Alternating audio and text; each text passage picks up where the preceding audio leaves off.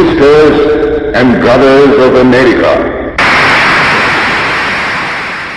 सच्ची सफलता और आनंद का सबसे बड़ा रहस्य है वो पुरुष या स्त्री जो बदले में कुछ नहीं मांगता। पूर्ण रूप से निस्वार्थ व्यक्ति सबसे सफल है। नमस्कार, आपके साथ मैं हूं मुक्ता सिंह और आप देख रहे हैं श्रेष्ठ भारत। स्वामी विवेकानंद कहते हैं कि उठो, जागो और तब तक मत रुको जब तक तुम्हें तुम्हारे लक्ष्य की प्राप्ति ना हो जाए। खुद को कमजोर समझना सबसे बड़ा पाप है। करीब 150 साल पुराने स्वामी विवेकानंद के ये विचार आज भी लोगों में और खास करके हमारे युवाओं में क्रांति पैदा कर देते हैं। स्वामी विवेकानंद ने अपने जीवन का कण कण देश को समर्पित कर दिया। हर साल 12 जनवरी को स्वामी विवेकानंद की जयंती मनाई जाती है। इस साल 2024 में भी देश ही नहीं विदेशों में भी स्वामी विवेकानंद की 161वीं जयंती मनाई जा रही है। स्वामी विवेकानंद समाज सुधारक और सेवक होने के साथ ही आध्यात्मिक गुरु भी थे, जिन्होंने देश दुनिया को धर्म और अध्यात्म का पाठ पढ़ाया। स्वामी विवेकानंद के संदेश और उनके विचार आज भी युवाओं के लिए प्रेरणा स्रोत बने हुए हैं, क्योंकि वो अपने अधिकतर संदेश और भाषण में युवाओं को ही संबोधित करते थे और इसीलिए उनके विचारों को युवाओं की सफलता का मूल मंत्र कहा जाता है। महज 25 साल की उम्र में संन्यास लेने वाले स्वामी विवेकानंद को रामकृष्ण परमहंस जैसे गुरु मिले। उन्होंने रामकृष्ण मिशन की स्थापना की। अमेरिका में आयोजित हुई धर्म संसद में हिंदी में भाषण देकर हर भारतीय को गौरवमयी महसूस कराया। उनके ज्ञानवर्धक विचार हर युवा की तरक्की में मार्गदर्शक हैं। आज कोई भी युवा उनके विचारों को अपनाकर आराम से सफलता की सीढ़ी चढ़ सकता है। स्वामी विवेकानंद युवाओं से कहते थे, अपना जीवन एक लक्ष्य पर निर्धारित करो, अपने पूरे शरीर को उस एक लक्ष्य से भर दो और हर दूसरे विचार को अपनी जिंदगी से निकाल दो और यही सफलता की कुंजी है। तो वाकई उनके ये अनमोल शब्द सुनकर शरीर में गजब की ऊर्जा का संचार हो जाता है। भारत के युवाओं को लेकर स्वामी विवेकानंद का जो विजन था, आज हम आपको उसके बारे में कुछ बताने वाले हैं। उम्मीद करते हैं उनके विचारों के बारे में जानकर आपको भी अपनी जिंदगी में बेहतर दिशा मिलेगी। भारत की जो सबसे बड़ी यूएसपी है उनमें से एक है भारत का यूथ पॉपुलेशन। दुनिया भर के आंकड़ों की माने तो भारत दुनिया की सबसे ज्यादा युवा शक्ति वाला देश है और इसी यूथ एनर्जी यानी युवा शक्ति को सेलिब्रेट करने के लिए आज के दिन हम मनाते हैं युवा दिवस, जिसे विदेशों में यूथ डे भी कहा जाता है। हम भारतीयों को ये खास दिन तोहफे में देने वाले संत का नाम है स्वामी विवेकानंद। स्वामी विवेकानंद का जन्म आज ही के दिन यानी 12 जनवरी साल 1863 में कोलकाता में हुआ था। स्वामी विवेकानंद का असली नाम नरेंद्र नाथ दत्त था। आज हम आपको बताएंगे वो 3 वजहें जो स्वामी विवेकानंद को विश्वगुरु भारत का चेहरा बनाती है। हम जब भी भारत की बात करते हैं या फिर भारत को दुनिया में आगे ले जाने की बात करते हैं तो हमेशा ये कहते हैं कि भारत विश्वगुरु बनने की क्षमता रखता है और अगर हम ऐसा कहते हैं तो हमारे पास इसकी वजह भी है। आर्यभट्ट, महर्षि चरक, पतंजलि से लेकर चाणक्य तक भारत ने ऐसे विद्वान पैदा किए हैं जिनकी थियरीज पर आज पूरी दुनिया का विज्ञान चल रहा है। हेल्थ साइंस से लेकर पॉलिटिकल साइंस तक, एटॉमिक रिसर्च से लेकर स्पेस रिसर्च तक भारत का एक ही चेहरा है जो भारत के विश्वगुरु होने को सार्थक ठहराता है और वो है स्वामी विवेकानंद। वो पहली बात जो स्वामी जी को विश्वगुरु का चेहरा बनाती है वो है उनका ज्ञान। स्वामी विवेकानंद ने बचपन से ही बहुत सारा ज्ञान लेना शुरू कर दिया था और करते भी क्यों ना, जिनके पास रामकृष्ण परमहंस जैसा गुरु हो उनके पास ज्ञान की कमी क्यों हो। छोटी उम्र से ही स्वामी विवेकानंद ने वेद, वेदांत, उपनिषद और दूसरे हिंदू ग्रंथ और शास्त्रों को पढ़ना शुरू कर दिया था। इसके साथ ही उन्होंने भारत में रहने वाले दूसरे धर्मों के बारे में भी काफी ध्यान से पढ़ा था। अगर हिंदू धर्म या सनातन धर्म की बात करें तो स्वामी विवेकानंद ने उन्हें इतनी गहराई से पढ़ा था कि कोई भी शख्स हिंदू धर्म पर उनसे खुली बहस कर सकता था। जब हम स्टडी की बात करते हैं तो उसको सिर्फ पढ़ना नहीं होता है, उसका पढ़ना, समझना और अपने अंदर उसको ढाल लेना होता है। सनातन धर्म दुनिया का सबसे पुराना धर्म है। हजारों सालों के इतिहास में सनातन धर्म को कई तरीकों से लिखा गया है, कभी कहानियों के माध्यम से तो कभी कविता या श्लोकों के माध्यम से। इनमें से कई बातों में मतभेद भी है। स्वामी विवेकानंद ने ये सब पढ़ा और इनमें से कई मतभेदों को दूर किया। इसके साथ ही स्वामी विवेकानंद एक घुमक्कड़ यात्री भी रहे, जो दुनिया भर में घूम घूम कर वहां के धर्म और संस्कृति को पढ़ते रहे। इसी वजह से उनके ज्ञान का भंडार लगातार बढ़ता चला गया।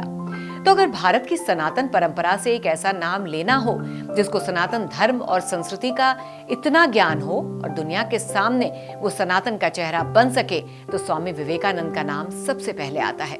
स्वामी विवेकानंद को विश्व गुरु का चेहरा बनाने वाली दूसरी बात है उनका संचार और उनका वक्तव्य। ज्ञान एक बंद बक्सा है और संचार उस बक्से की चाबी है। स्वामी विवेकानंद शुरू से ही पढ़ाई में अव्वल थे और बाकी एक्टिविटीज में भी हमेशा आगे ही रहते थे। इसकी वजह से उनका वक्तव्य भी अच्छा होता चला गया। इसका अंदाजा आप इसी बात से लगा सकते हैं कि 11 सितंबर 1893 के दिन अमेरिका के शिकागो में दिया उनका भाषण आज भी दुनिया भर के अब तक के सबसे बेहतरीन भाषणों में आता है। मौका था विश्व धर्म संसद का, जिसमें भारत की ओर से जो दमकता हुआ शख्स वहां गया था उसका नाम था नरेंद्र दास दत्त, यानी स्वामी विवेकानंद। भाषण में उनकी पहली लाइन पर ही 2 मिनट तक तालियां बजती रही। Sisters and brothers of America. Sisters and brothers of America. Swami Vivekananda का ये भाषण खत्म होने तक दुनिया के सामने हिंदू धर्म और भारत का एक नया चेहरा स्थापित हो चुका था। अब इसे जादू ना कहें तो फिर क्या कहें।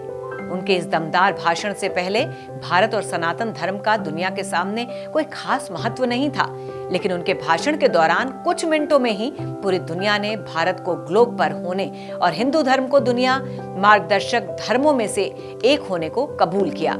इस भाषण में उन्होंने न सिर्फ सनातन धर्म के बारे में बताया, बल्कि ये भी बताया कि किस तरह भारत की धरती और सनातन धर्म ने दुनिया के दूसरे धर्म और संस्कृति को अपने में सम्मिलित कर लिया है। सनातन धर्म का जो चेहरा उन्होंने शिकागो में दिखाया था, आज तक वही चेहरा और वही सम्मान दुनिया भर में भारत के लिए है। तीसरी वजह जो स्वामी विवेकानंद को बनाती है विश्व गुरु का चेहरा, वो है उनकी अपनी जिंदगी। स्वामी विवेकानंद ने अपनी निजी जिंदगी में भी कई ऐसे उदाहरण पेश किए जो शायद और कोई नहीं कर सकता था। एक बार एक विदेश यात्रा के दौरान उनके पास एक विदेशी महिला आई। उसने कहा कि स्वामी जी, मैं आपके तेज व्यक्तित्व और आपके व्यवहार से बहुत खुश हूँ। मैं आपसे शादी करना चाहती हूँ ताकि मुझे आपके जैसा ही एक बेटा मिले। महिला के प्रस्ताव पर स्वामी विवेकानंद ने ऐसा जवाब दिया जो एक नजीर बन गया। उन्होंने मुस्कुराते हुए कहा कि देवी, अगर मुझसे विवाह का उद्देश्य मेरे जैसा बेटा पाना ही है तो आप मुझे ही अपना बेटा स्वीकार करिए।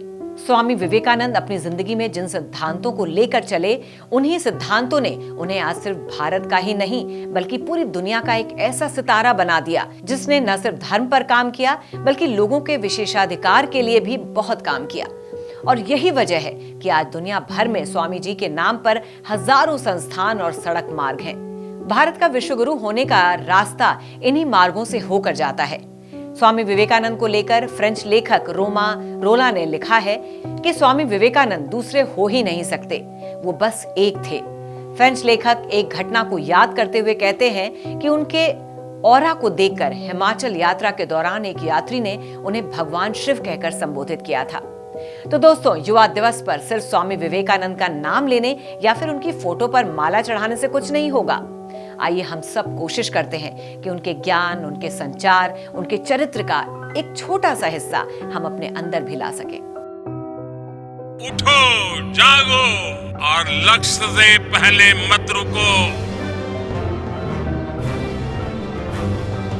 विवेकानंद जी का ये उद्घोष भारत के युवाओं का जीवन मंत्र है। स्वामी विवेकानंद जी 2 संदेश हर युवा के जीवन का हिस्सा होने चाहिए: इंस्टीट्यूशन और इनोवेशन। इंस्टीट्यूशन तब बनता है जब हम अपने विचार को विस्तार देते हैं, टीम स्पिरिट से काम करते हैं। आज हर युवा को चाहिए कि वो अपनी इंडिविजुअल सक्सेस को टीम सक्सेस के रूप में विस्तार दे। यही टीम स्पिरिट टीम इंडिया के रूप में विकसित भारत को आगे ले जाएगा। स्वामी विवेकानंद जी कहते थे, हर काम को 3 चरणों से गुजरना पड़ता: उपहास, विरोध और स्वीकृति। और अगर इनोवेशन को एक लाइन में परिभाषित करना है तो वो यही है। अगर कोई नया आइडिया है तो याद रखें कि आपका उपहास हो सकता है, लेकिन अगर अपने आइडिया पर आपको यकीन है तो उस पर टिके रहिए। आपकी सफलता मजाक बनाने वालों की सोच से कहीं बड़ी साबित होगी। तो फिलहाल की इस खबर में बस इतना ही। बाकी खबरों के लिए देखते रहिए श्रेष्ठ भारत।